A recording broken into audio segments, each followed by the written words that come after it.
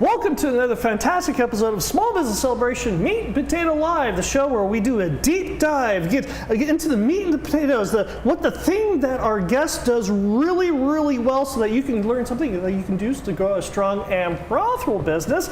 But we can't do this without our presenting sponsor and our location sponsor. At Oliver & Associates Real Estate, we know that buying or selling a home isn't just a transaction, it's a life moment. That's why they're committed to building relationships that last. They take the time to truly understand your needs, your dreams, your stories, so they can find you not just a house, but a home. Give Oliver & Associates a call at 661-808-3444 or check them out at yourrealtor.us today.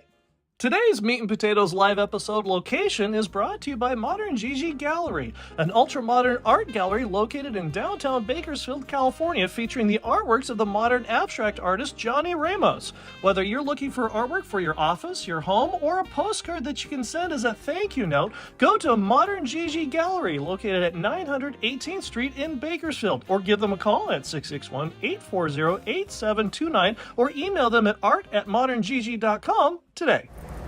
Welcome back, Visioneers, to another fantastic episode here on Small Business Celebrations Meat and Potatoes. And our guest this week is Heather Laganelli, the owner of Locale Farm to Table. Welcome to Small Business Celebration Meat and Potatoes. Thanks for having me. And for Visioneers who don't know who you are you and what is it that you do?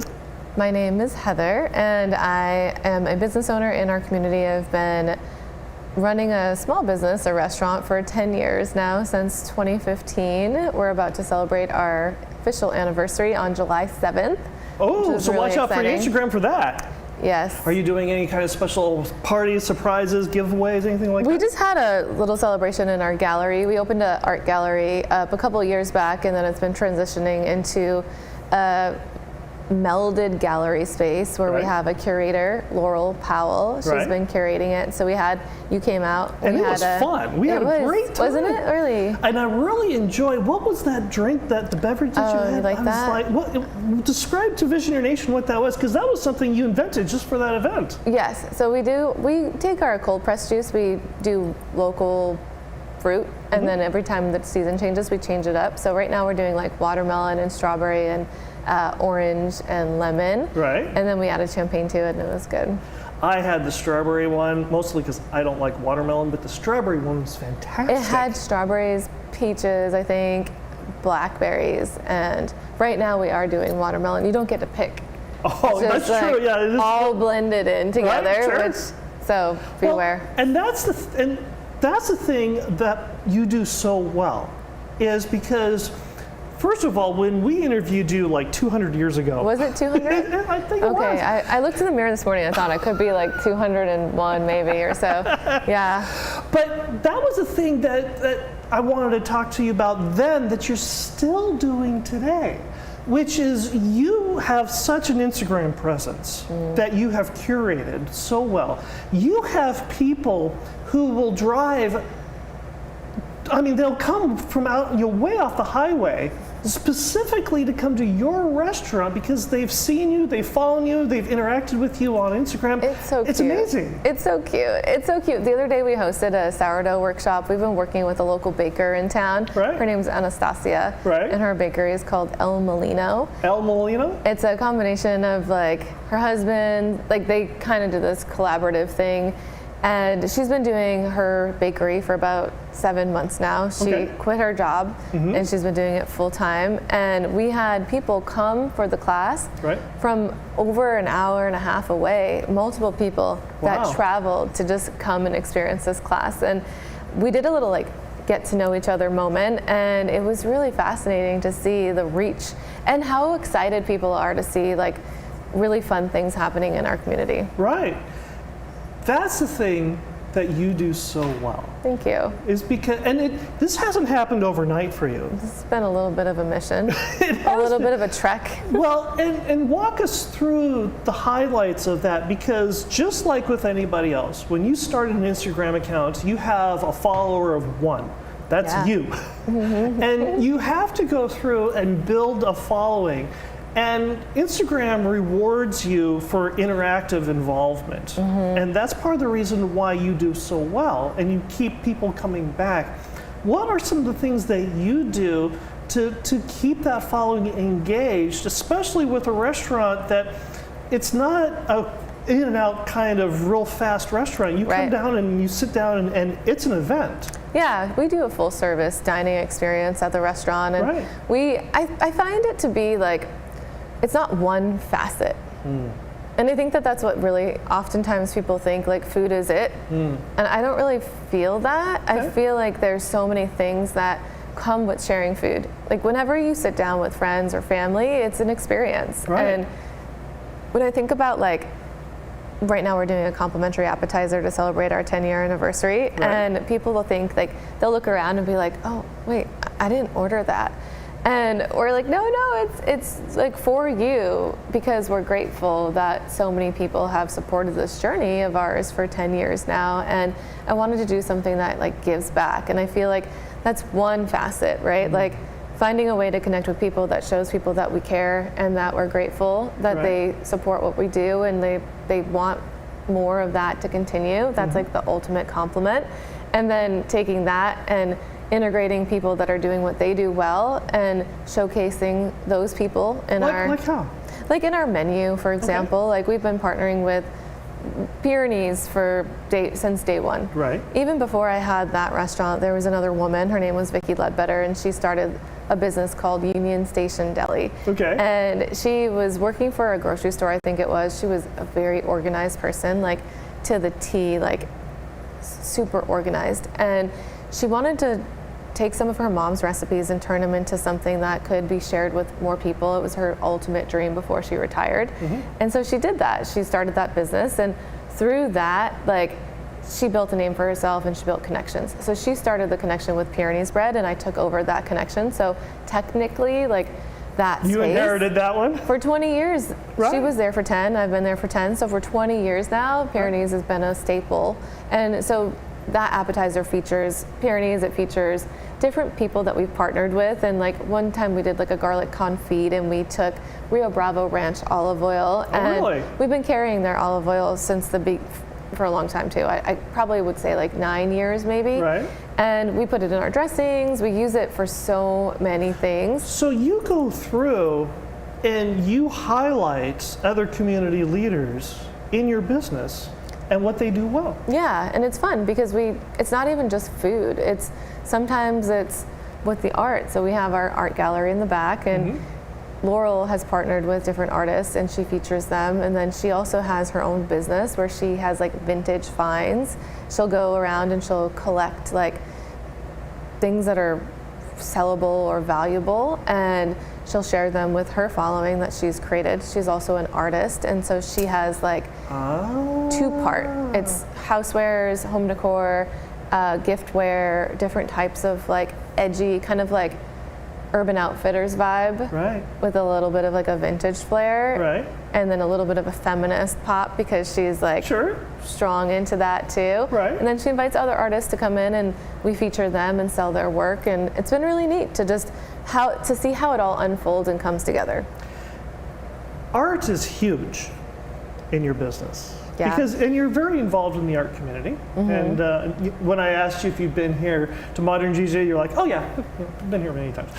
I've been here for a few things. They've always have done great things. There was a performance in the back they had one time, and they had invited multiple artists to come out and sing, and it was really cute. Like, I love the space. It's done such a good job. Why is being so active in the art community so important for you in the business?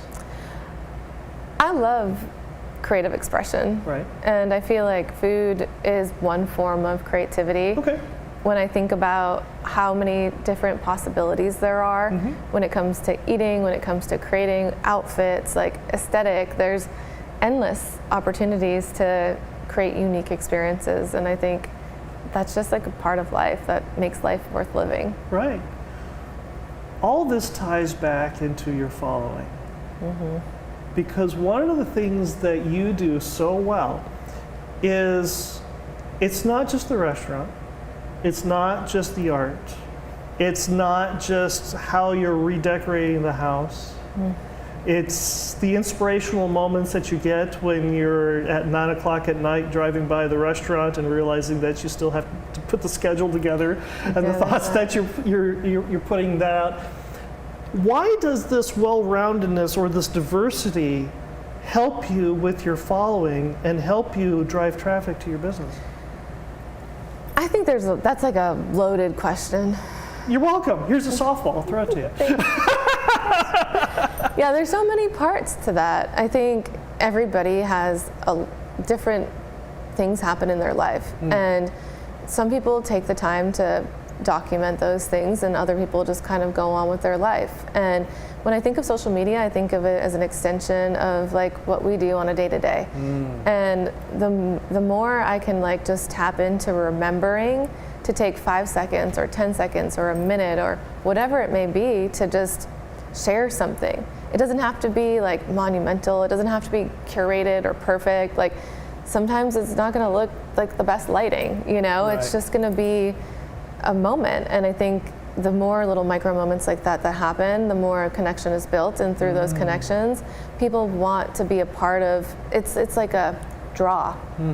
It's like getting to know somebody through a platform that has so much accessibility.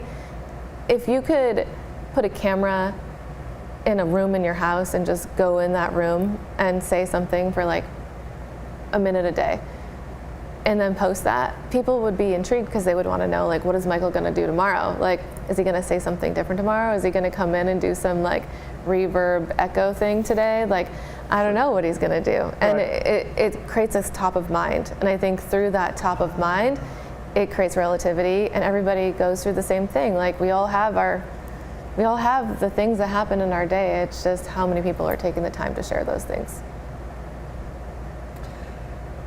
With that, you must now play the fortune cookie game. Oh, I saw that. I was wondering what this was. For visionaries who aren't familiar, this. what I have here is a sealed fortune cookie, and I have no idea with which the fortune is and what the cookie contains the fortune.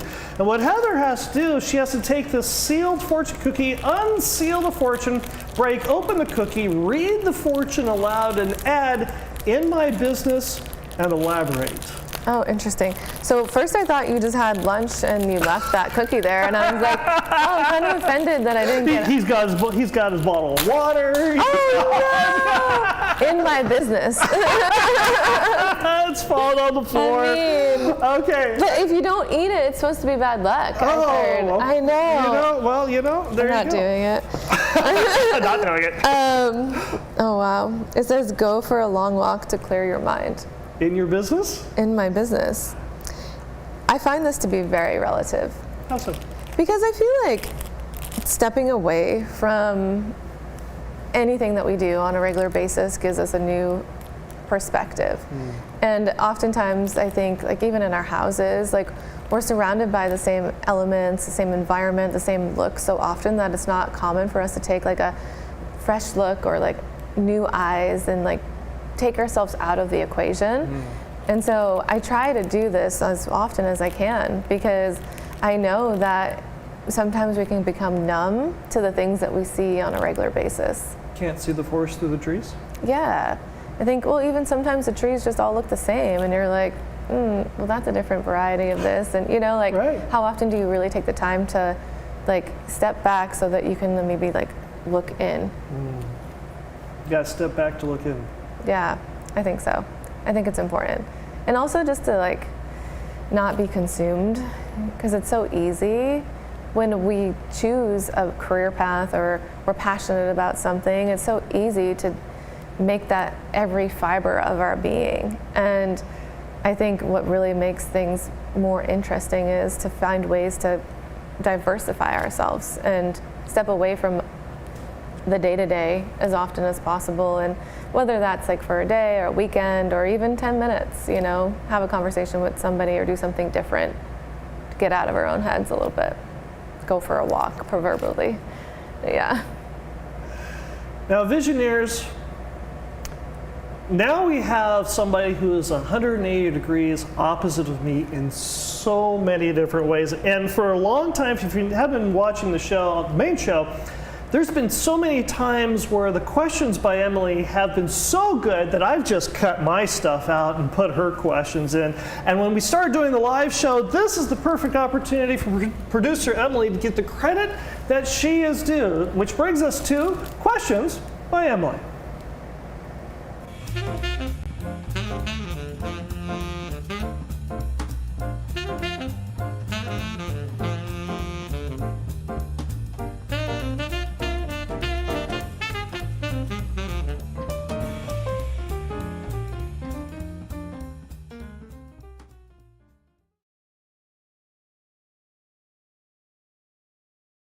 And Questions by Emily is sponsored by Cazador Consulting.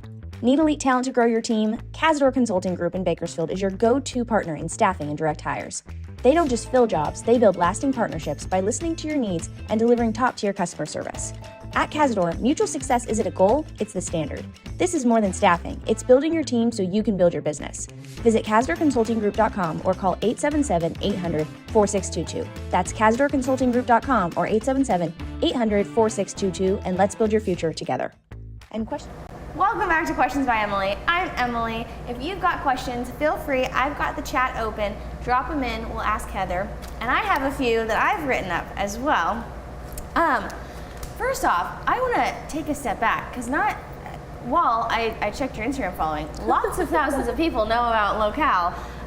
Some people might still have questions, but Yeah. Maybe briefly just describe what is it exactly that you do that's different, because you have a very different restaurant model from a lot of restaurants in Bakersfield. What is it that you do differently and the reason that people come back to your restaurant? I like to think that our restaurant represents creativity and comfort. So I think that the reason that our restaurant stands out is because we take things that people are comfortable with and we put a creative twist on common things. Like one of our most popular menu items is our sweet potato and Brussels sprout bowl. Ooh. It's made with like a garlic aioli, which aioli, mayonnaise, easy, Yes. right? Add some garlic, olive oil, egg. I mean, it's not reinventing anything. It's just amping up a common ingredient. And then Everyone always loves. Yeah, and it's a creamy sauce that we add to two ingredients that maybe wouldn't normally go together, Brussels sprouts and sweet potatoes. And then we do 3 different types of cheese, an egg. So we do like a pecorino romano. We do a crystallized like cheddar that's like kind of crunchy. And then we do a creamy melted Gouda. Oh my gosh, you're making me really hungry for dinner right that's now. that's the goal, right? Like, if I can't describe food, then like, what am I doing with my life? Right? We each have our lanes here. Yeah. Yeah, and then we take bacon. Yeah, bacon. Everything. You thought of every ingredient. There's some bacon on there, and then the egg, which the egg is like an over easy egg, and the yolk, when you break it with everything, it's like a umami kind of vibe. Okay, Yeah. so you're getting all of the senses on the tongue. And is that your hope, is that when people come in, they're able to taste on all different parts of their mouth? I like to think sometimes when you go to somebody's house for dinner or to a really great restaurant, I like to like hope that people would leave thinking, oh, I wouldn't have thought of incorporating those things, or that's done really well, and maybe that wouldn't have been something that I would have thought of on my own. Like from a creative inspiration perspective. And then we really are mindful about the ingredients that we use. So we use like pink Himalayan salt. And for a long time, like there was an organization in town that asked if we would be certified with them, and they asked if we would take like the salt out of the things that we were doing. And it's a huge component because sea salt, Celtic salt, and Himalayan salt particularly have lots of like minerality and really great nutrients for us that help hydrate our body. And I think for a long time people thought salt was just like this like all crime. bad. Yes. Well, the white processed table salt is probably not as good for you as the mineralized Himalayan sea salt. Right. And even the way you describe it, you're like, oh, it's fancy. Like this is like adds a different layer, and it doesn't create like bloating or like uncomfortability. So when you're eating, it's actually like doing something good for you. Yeah. That's like one element to what we do. So then take that times like 100. And we're mindful with the ingredients, we're mindful with how we make food. We're a scratch kitchen, so we make things from scratch. So it's not just like, oh, we're gonna like buy a bunch of pre-processed things and like incorporate them into our menu. And I think that's what makes us unique. Yeah, sounds delicious. I mean, Thank you. I'm already really hungry. Thank you. And I think sometimes it's interesting because if you were to go shopping or go to the farmer's market, or you would like care about what you were putting in your food, if you took the time to do that, then like I think that's like it takes extra energy and some extra steps. And we do that on a corporate commercial level. It's not as common to see people taking that much intention into creating a menu in the industry that we're in. It takes a lot more work, so it's cool. Yeah, well, and this sounds like it came out of a desire to see health. And you would think that would be it. It wasn't really necessarily like focused on health. Like buying meat from Meredith at Autonomy Farms for our burgers it's a two-part thing. One part, we know where it's coming from. Two-part, we support somebody that's doing something great within our community. And three-part, the people that come into our space get to reap the benefits of those things. So it's really like a trifecta of a win. Well, and I've heard that it is, you know, the more local the ingredients, the better the quality of them, the better the quality, the better the food. And so is part of it too just that the local ingredients, the stuff that's fresh, is going to taste the best? Yeah, and it does correlate to our health because then it's not subject to as many contaminants, you know, from a pollution perspective. How does this go with, I think, is it the Green Zone or the Blue Zone initiative? How does this all have play? you heard of the Blue Zone initiative in the past? Yeah, I've heard some about it, but it sounds like your restaurant is a great candidate for being a part of this in some Well, it's funny capacity. because like that initiative is rooted in history. So Okay. somebody like way back in the day decided to do a study on like the areas in the world that had the most centurions, people to live to 100.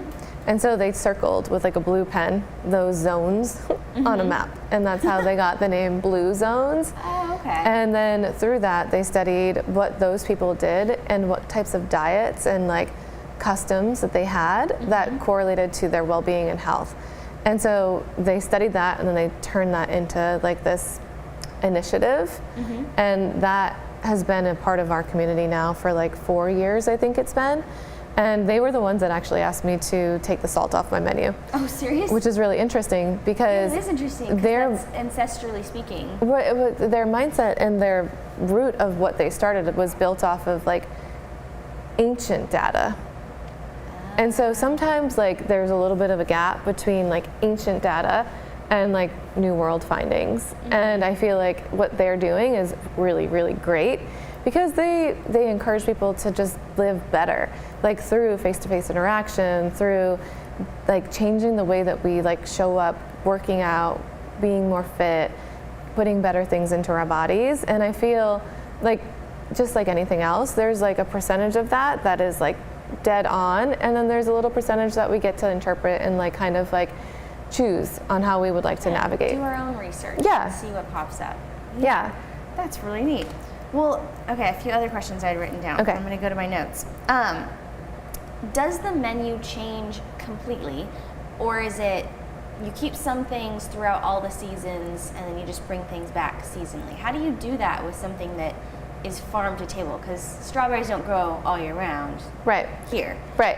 Have you been into the restaurant before? I have not, but I know, and I'm like, That's it. I I'm can't leaving. believe it. I don't eat. How often? It's so bad. I sound like such a homebody. No, but it happens. I do I was cook just a lot curious. at home.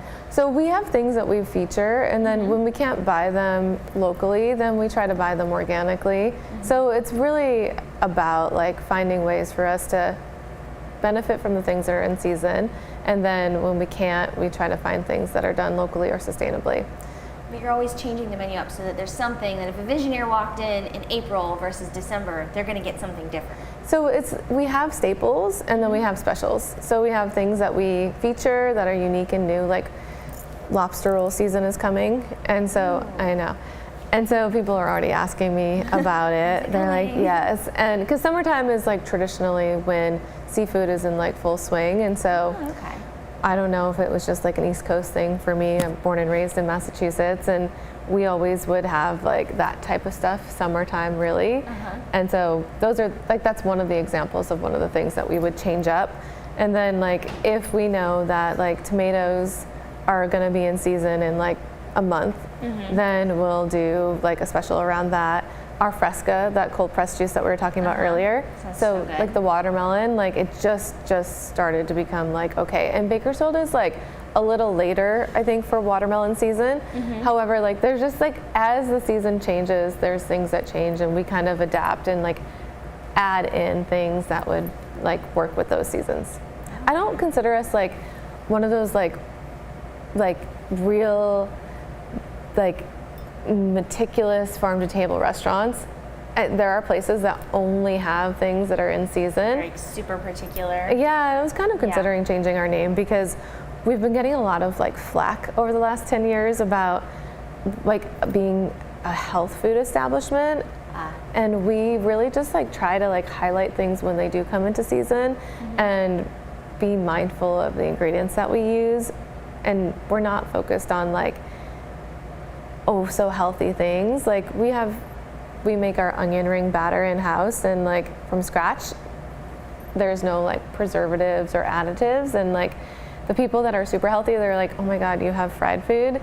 And then the people that are like we kind of fall in the middle. Which is good. It's good to be able to have a middle ground where people from all different areas can enjoy something. Yeah, like people thought for a little while too that we were like a vegetarian restaurant, and we have like burgers and tacos and pulled pork, and we just take a lot of time and intention behind what we do. That's so neat. Well, and then when it comes to social media, you've got people coming back. You obviously have a big following. We talked to a lot of business owners, and they have a few rebuttals. So I'm going to give you a rebuttal, and I want you to give me the comeback, Tell right? me. I'm just a private person. I don't want to do social media. I'm just a private person. I think that everybody has a right to privacy. And when we own a business, it's really interesting actually now that I think about it. There's this guy that came into the restaurant one time. He's like 85. His name's Maury. And he ran lots of restaurants throughout his life. And at the time he was running a flower shop here in our city. He just recently moved to the coast. And I had my personal page on Instagram on private. And he was like, Heather, what are you doing? And I was like, well, that's my personal page. And he was like, you don't get to have a personal page. And I was like, what? And he's like, you don't. Like, you chose to show up, and you're a part of the community, and you're a public figure. Like, you are public facing. Yeah. People want to know about what you're doing. And if you put that on private, then you're just like, that's like F you to all of the people that follow you kind of thing. Wow. I never really thought about it like that. And then I was like, well, you're right. Like, I did choose to show up in a way that isn't just like I work from home and I sit at a desk and I'm private. Like, my business is public, so therefore I get to be public as well. Ooh, that one will preach to a lot of business owners. Okay, ready for the next one? I don't like being on camera. I don't know anybody that does. I don't. Like, I don't remember like ever being like, today I'm gonna look at myself talking on camera and see how I feel. Like, the more you do it, the more easily it is to digest it, I think. And I know people to this day that don't watch their own stuff, and I'm like, whatever floats your boat. I personally like to watch because I want to remember like how I want to think about what I said in the past, and then think about how to not continue to tell the same stories, you know, and like keep some like diversity going, and then also improve. And I think the more we do anything, it just contributes to increasing our skill set. What about, I look awkward and I don't like how I sound? Yeah, it's the same thing, I think. Like, the more we hear ourselves, every day we listen to our voices. Every day we hear ourselves, and this is the voice that we have, and it is what it is. I think it's out of the comfort zone of a lot of people because this is new. This isn't something that we've done forever. This is, 10 years or 15 years of like modern day things. Like, the more you do it, even if it's for a minute a day, I started with stories because I felt like I wasn't ready to commit to something living on my feed. And I noticed that I had a little bit more flexibility by posting on a story because I knew it was only a 24-hour thing. And anybody that I talk to, I do a lot of business consulting. Anybody that I talk to and they're looking for ways to build their business, I tell them, if you can do something once a day for 30 seconds and post it to your story, every day for 30 days. And then we'll check back in 30 days or in 2 weeks or whatever our agreement is. And then we can figure out how you feel about that and we can move forward from there. It's just starting. It doesn't have to look great when we first start. Which would also answer the question, I don't know where to start. Okay, thank you. Yes. Right? Somewhere, anywhere. It's just like the same way we show up for our businesses is the same way we get to show up for social media. And it's not about this hard thing. I think oftentimes we've convinced ourselves that like it's foreign, it's new, like that's dangerous. And I think when we can like reframe that and find a way to like have fun, like bringing a fortune cookie onto a setting like this, it breaks the ice a little bit. And so I encourage people to think about ways that they can have fun. It's not about selling, it's not about being uncomfortable, it's not about all of the things that maybe we think it's about. It's about delivering a message, telling a story, sharing something insightful. It's making it as easy as possible and like trying to find a way to have fun, like creating ways to have fun. Yeah. Yeah. Well, and then, okay, the last one, that's why I have employees. Great. So if you would like to leverage your team to create social media content, by all means, like, yes, task every single person on your team to create something once a day or once a week, whatever you want to do. Also, there's a huge value with sharing stories from a business owner's mindset because people want to know the why behind business. It's such a like, the reason that we like following the Diary of a CEO, like, we want to know what makes people think, like how their brain works. We want to know the intricacies of a passionate person, and that's interesting. It is really fascinating. It is. Well, is there anything else you'd like to tell Visionary Nation? I mean, that wasn't really like a breaking the glass, like hard hit earlier today when we were talking to Michael. He was like, she's going to come in and she's going to ask. You thought I was going to like really hit you? I mean, Michael sets me up. He sets me up just to make the guests scared. If I would like to share that if somebody is considering like diving deeper into social media, to set a goal and to go at their own pace and to try to like reframe their mind around the sales part. Like, I really make a point to not try to sell anything when I'm on social media because I feel like it's not about the products necessarily. It's about showing up and creating like a top of mind relatability.